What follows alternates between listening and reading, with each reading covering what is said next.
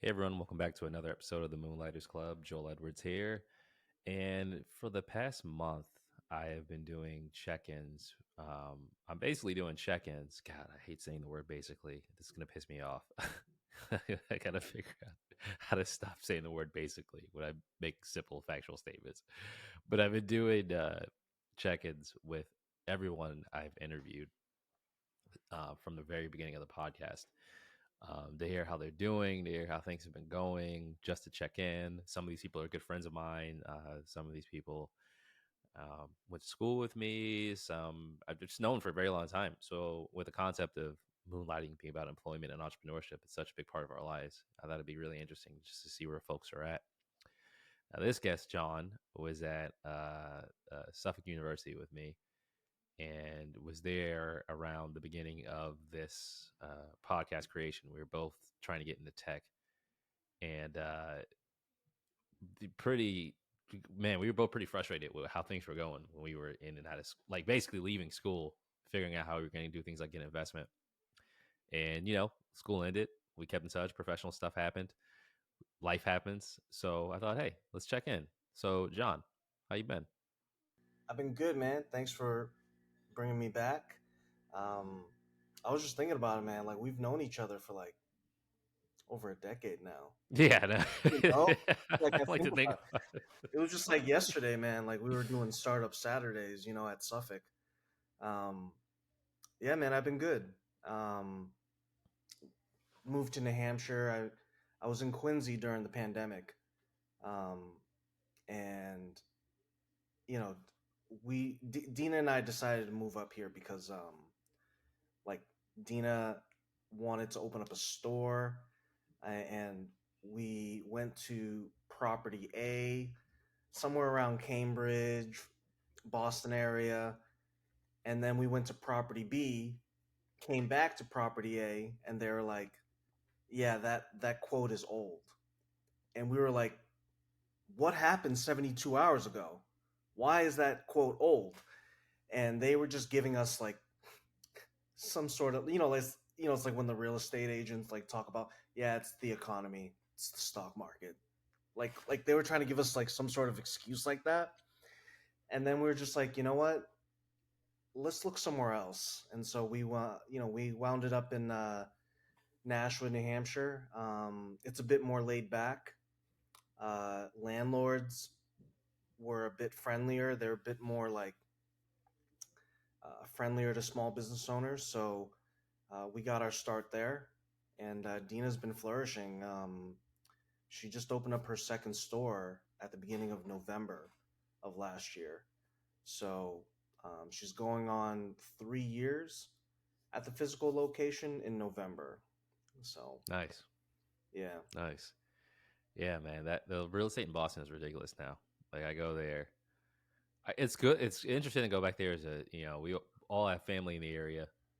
I like going back at least twice a year, and it's funny going back now because you're like, all right, they're building it up. Boston's a pretty cool city to be, but just like trying to live there, it's so expensive, man. Like the real, there's no real estate. The real estate is like non-existent. You're paying, you know, 2 G's a month to live in a closet. It's crazy.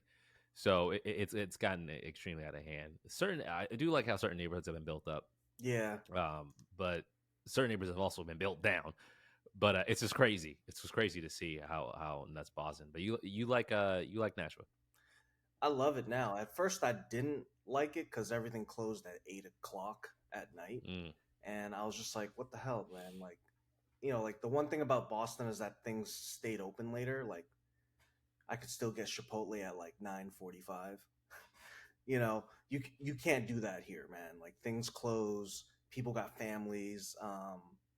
Yeah, but like one thing that I've noticed is that New Hampshire's very big on like making your house cozy, making your apartment cozy. So you just go to take turns going to people's houses.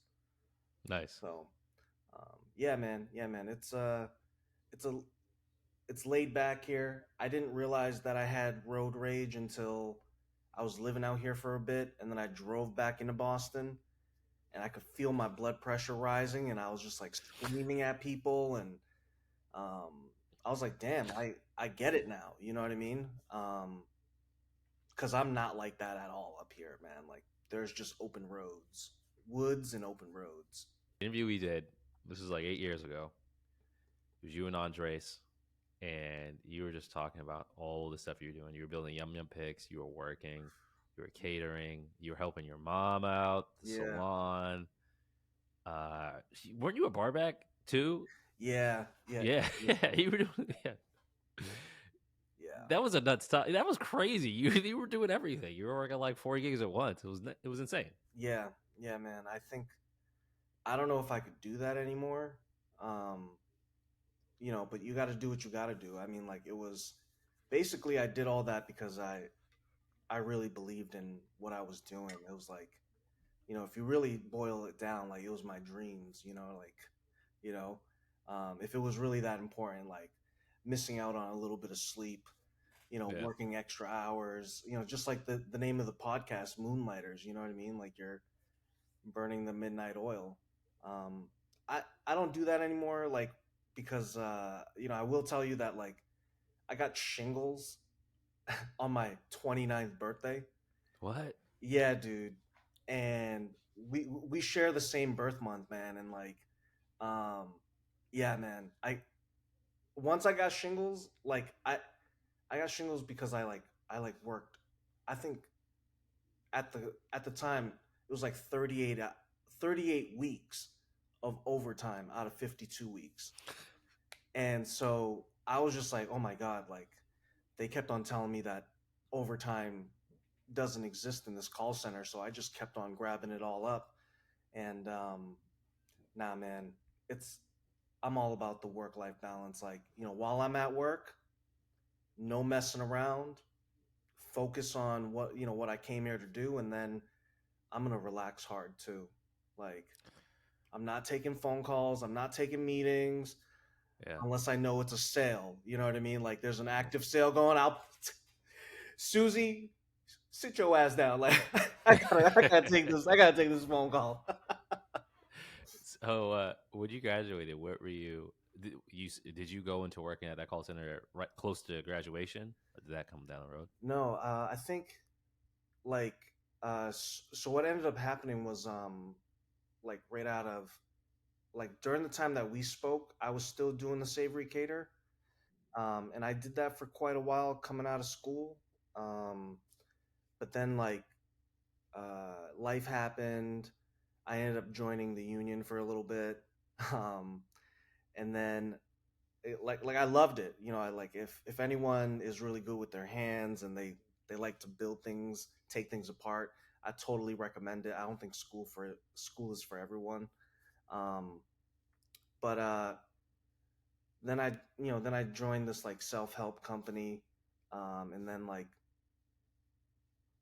the pandemic ended up happening. Like it just like I would have gone with that self help company, but it was like too aggressive. Like minimum hours wasn't 40 hours a week. It was 62, right? And I was like, so you're saying that I can only see my wife and family and do my own thing uh, on Sunday when everything's closed?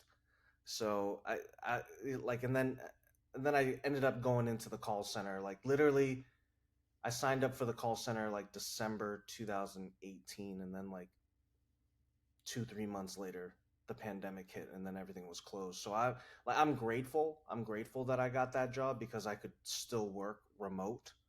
Um, but yeah, man, like I had to make a change. Like I felt like I was working way too much, especially after getting shingles. Like I was working way too much and not getting rewarded for it. I don't know, like something. I my brother-in-law. Shout out to Omar because he got into tech sales, um, and he was like a year ahead of me, and Hmm. he was just telling me how much money he was making, and I was like, for real, like I've done sales before and I've burnt myself out in my early 20s, and it's just like um I don't want to do it because like you like before it was like I was always on, I was always thinking about the next sale, the next sale, the next sale, and I didn't have any boundaries. I would like be taking calls at like 10 o'clock at night. You know what I mean? Um, chasing that money. And so now I'm 32 and I'm like, you know what? I can't work like I used to. And but I got into tech sales and I haven't looked back ever since, man. I think the amount of work I put in, I'm seeing the results. You know what I'm saying? Like it's Right. matching, the rewards are matching my effort. You know what I'm saying? So that's the one thing that I didn't like about the call center, is that like you could be working like an animal and you'd be getting paid like nothing. You know? And it's funny because everything you were doing when you were working on Savory Cater, when you were working on Yum Yum Picks, that was all sales. Going to Mhm. different businesses, and it was nothing. You were doing it easily. Going to different businesses, meeting different business owners, pitching, collaborating. That's one thing I like about the entrepreneurship program at Suffolk is how you just had to go outside. It was like go outside and talk to folks. You're like, all right, I can do this. So I feel like Yeah. now I can annoy people all day now. Like it's not like it's nothing. We were going door to door back then. Who Yeah. cares? Yeah, man. Or like we were using like, oh yeah, I'm a student. Like Yeah, do yeah, market research. Like, yeah, like I'm just this like, I'm just like this gazelle, you know what I'm saying? And you guys are a tiger. Like, be gentle with me and just tell me all your secrets. You know what I mean? yeah, Um, I miss that. I miss being like a secret shopper. You know what I mean? yeah, yeah, Yeah, yeah. like just going in there, just like pretending to be a customer, but really like you're collecting data. Like, oh, is this viable? Am I on the right track? What are the people that are already doing what I want to do, or the ones that I want them to be my customers? What are they already doing? What are they already going through right now? Um, I miss that stuff, man. When did you decide to stop working on Saber Cater? What was it? It was, um, it was around like I think it was like my my last hurrah was like probably like April 2018. That Okay. was like my last big um, event, right? Like my biggest customer. Um, he organized Swift Fest and DroidCon. He had the licenses. It's kind of like TEDx, you know Mm-hmm. what I mean? Yeah. Where you have to buy the license. So I catered both of his events that happened in April. So um, I saw it as a great opportunity to like, since it's all these techies coming together for a conference, and those are the offices I want to be in. I made sure to cater it. I even made their plates if I had to, made recommendations, and I grabbed their cards. Make sure the best thing about the internet right now is that if I can get your first and last name, or your at least one part of your name and where you work, I could search you up, and be like, hey, I met you at SwiftFest. Curious if you're interested in free food. Like no one said no to free food. So um, yeah, man, it was a good ride. I wish one thing that and everything happens for a reason, but like one thing I wish I had learned um, was not all debt is bad debt. You know, Right. so like I had like you know anywhere from like 20 to 40 grand coming in and out of my business account, and I had no idea why this branch manager at my bank kept on calling me for a loan. Like, you were pre-approved for an express loan, $100,000. And like, coming from a background where I'm from, like, it's humble. And I was like, oh, no, no, no, debt is bad, you know. Mm-hmm. But I didn't see oh wait, I can use that 100 grand to you know, build my business, augment it, because I was running at over 100% capacity. And after I crashed and failed, or I burnt out, I primarily burnt out. Like, I could have kept on going, but like, my friends ended up telling me like, dude, when you're at 80%, when you think you're around 80%, you should start increasing capacity. And I was like, dude, where were you to tell me this, man? Like, you saw me working my ass off. You didn't tell me that? He was like, yeah, but like, when did you have time to come see me? I was like, you're right, man. Like, after I burnt out, is when I started seeing my friends. So, um, yeah, yeah, man, big lessons. When you were done with Savory and you were working, did you want to go back into entrepreneurship? Or did you want to chill and just work for a while? Um, I it like never left me. I like went through a few cycles, like maybe like 3 cycles worth of this. Like one cycle, I had 8 things going on. You know, second cycle, I would reduce, and then it would happen again. Then I would like spontaneously have like 8 things going on, right? So after like 3 times of that happening, I was like, why do I do this to myself? Like um that's when I was like, maybe I should just focus on, just chilling out instead of always being anxious. Like there's a saying in like Cantonese where like, you know, your ass is always itchy. Like you just can't stay put, right? Mm-hmm. And so uh I was like, you know what? I did this to myself. Like like even when I was in a job, I was all, I was thinking about my next move. Like how do I escape?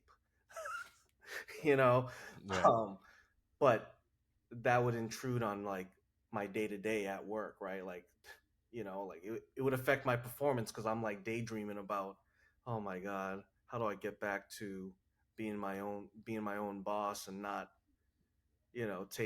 taking this corporate stuff. You know what I mean? Yeah. I Yeah. feel it all the time. I sometimes I can appreciate uh just work, chilling at work and doing it. I the Moonlight Club started a long time ago, so like there's times when it's passive before, so I've been able to like focus on work and do one thing, one small thing, or nothing, and be fine with it. It wasn't like when we were doing apps, but then there's sometimes I'm just like at work in a meeting, like God, I feel like such a bitch right now. Like you just get reminded of how much autonomy we used to have, and Yeah, we yeah, made yeah. all the decisions. So it's tough. There are times where I truly, I mean, and I'm unemployed now. I was laid off last year, and Oh, it's that. It's like definitely having a job means more funds. I'm very practical. Period. And I don't want to lie. I hate lying to people. Like I'm not like, oh, I'm not gonna care. I'm gonna work. I'm gonna work hard if I'm here. But it's also like you're tuned in when it's time to be tuned in, but I'm never all the way tuned in. Like this is all I can think about. Like, but I know so many people that can be like that. They're like, nah, man, I just like my job. I'll be chilling. I'll go off, leave work, hang out, go back to work. It's fine. And I'm like, dang, I envy it. But I think that's the entrepreneur in all of us, where we're like things could be great, but you're like, I could be doing something else. What else is yeah, there? yeah. Well, I think what's so great about being an entrepreneur is that we're working on things that matter to us, right? Like we're problem solvers, and I think, um, we're working on problems or an opportunity, right? That could potentially where like it could impact this audience. You know what I mean? Um, and so I think that that's what's so great about it is, Mm-hmm. and I think that that's the bug that we got. It's like, oh man, like this could be so much better. Like, why do we do it this way? Some people are just happy with where they are, but then like you could tell that they're not happy where they are because they complain about their life so much. And I'm like, I cannot be a victim to this, man. Like people all around the world are so much worse off, and we're, like not like what I've come to appreciate, Joel, is I woke up this morning and I can get it. Yeah, Right? right. Right? Like it's all up to you. You know what I mean? Like it's like some people don't even have that opportunity. How's sales? Salesman, like I will say this new place that I'm at, I love it. I'm learning. I have a boss that cares about my growth.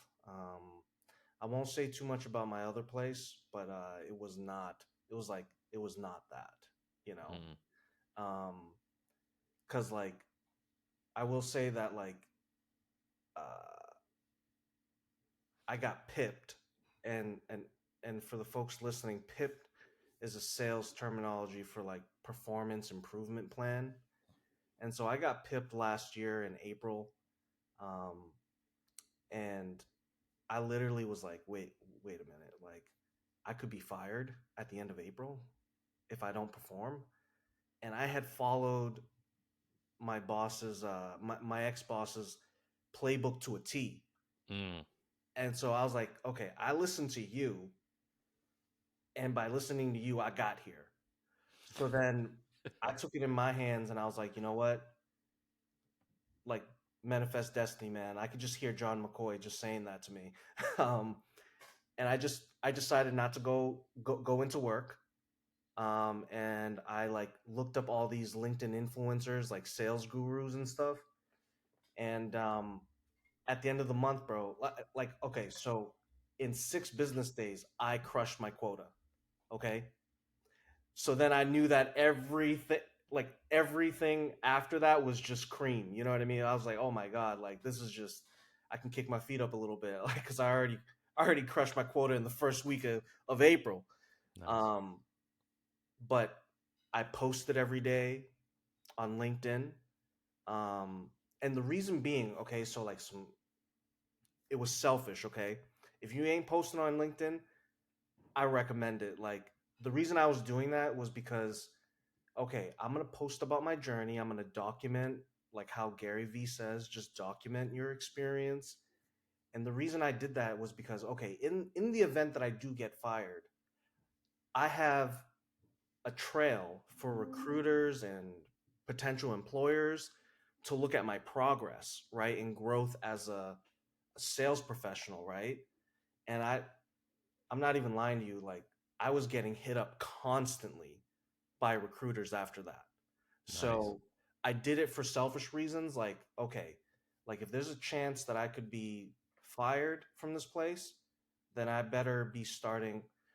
I wanted to create an inbound machine for me, right? I didn't want Yeah. to go out looking for all those companies, and that's actually how I got this new position. I actually like as soon as I put open to work on LinkedIn, I I was flooded. My inbox was flooded with interviews, and I was like, oh my god, this is exactly what I wanted. You know, I didn't have to search for them; they they were looking for me. So I don't know. Did I answer your question? I don't Yeah. know. No. I'm just No. rambling. No. Hey, the rambling's good, man. It's been a while since we spoke. But it sounds like you're liking the gig here. People are investing in you. Um, would you ever? Do you have your sights set on another venture? Maybe not now. Maybe a year from now, 2 years from now. Um, I do, I do. What I will say is that this company that I'm with, uh, I've never been a part of a startup where like there's like such heavy hitters in it. Right now, I'm just seeing this opportunity as like I want to learn. I want like right now we're like building the sales organization. I never saw myself as like a sales manager, right, or like building teams. But after being at like my old employer and then where I am now, it's like okay, like the reason I chose this place is because my boss who interviewed me um when he like I'd never been interviewed like this, Joel. I don't know if you have, but he looked at my resume and instead of looking at like my most recent, he looked at the Savory Cater and he asked me about it, and then he freaked out when he was like, wait, this was your business? Tell me more. What did you learn? What did you learn from that business? Blah blah blah. And he was so interested in like what I learned, right? With the Savory Cater, what I did with Dre, Yum Yum Picks, and I never had any like because coming out of college, when you told people that you were an entrepreneur, you were not hired. Okay, Right they, now. they No. thought that you were a flight risk. I remember Yeah. you changing things on like Fittest, like I'm project manager, right? Yeah.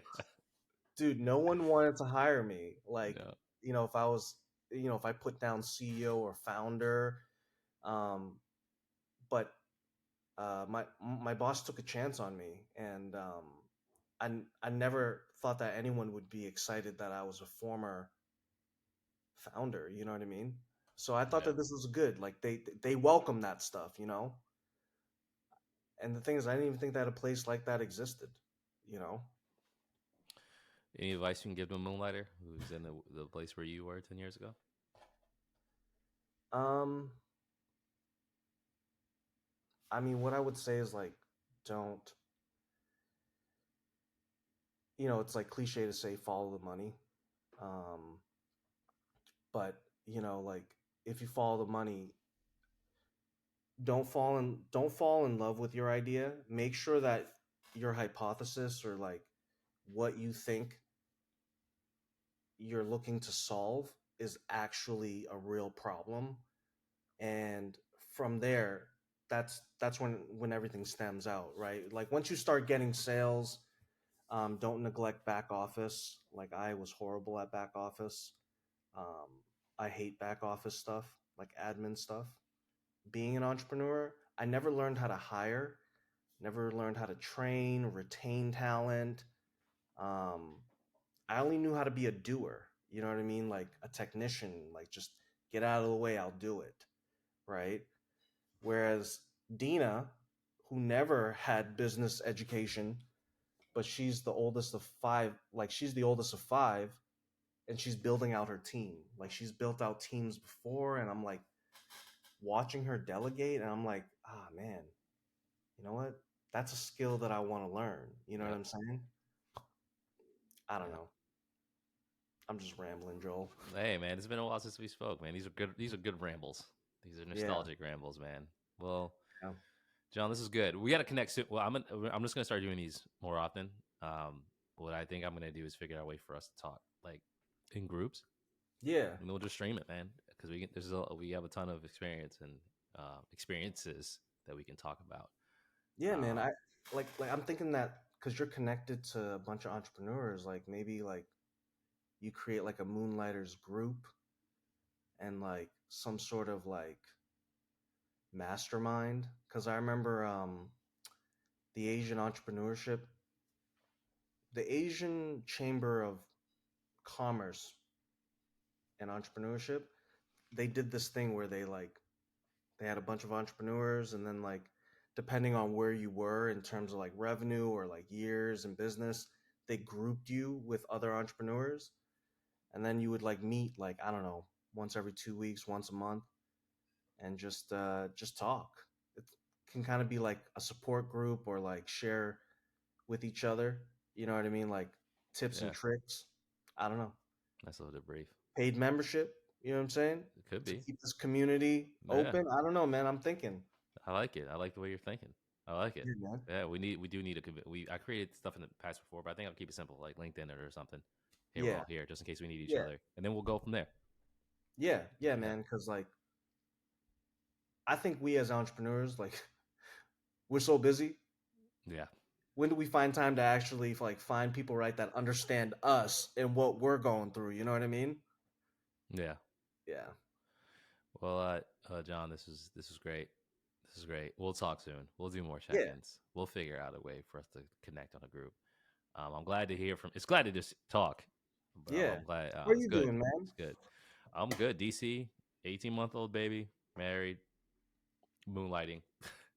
But we me and Congratulations, by the way, man. oh, thank you. It's very. I'm fucking exhausted all the time. Excuse my language. Uh, but it's great. Like I like DC. I like DC. I still go up to Mm. Boston enough. What am I gonna tell you? Just went. Last September I went to Scandinavia, bro. It's amazing. Yeah. Yeah, yeah. I've Oslo, never been. Oslo. Do it, do it. Mm. Um, but no, life is good here, man. We got some stuff coming. We may have a couple events coming, and I applied for a couple of fellowships. Just looking for more work to do in this realm. But now I'm just connecting folks and doing more check-ins. So it's steady. It's been steadier than it has been in a while. So I'm Mm. happy about that. Um, Listen, bro. but yeah, man, everyone listening, thank you for listening, and just thank you for your time, John. Thank you for your time. Yeah. We'll be back very soon with more check-ins and more moonlighters. Until then, I'll see you all later.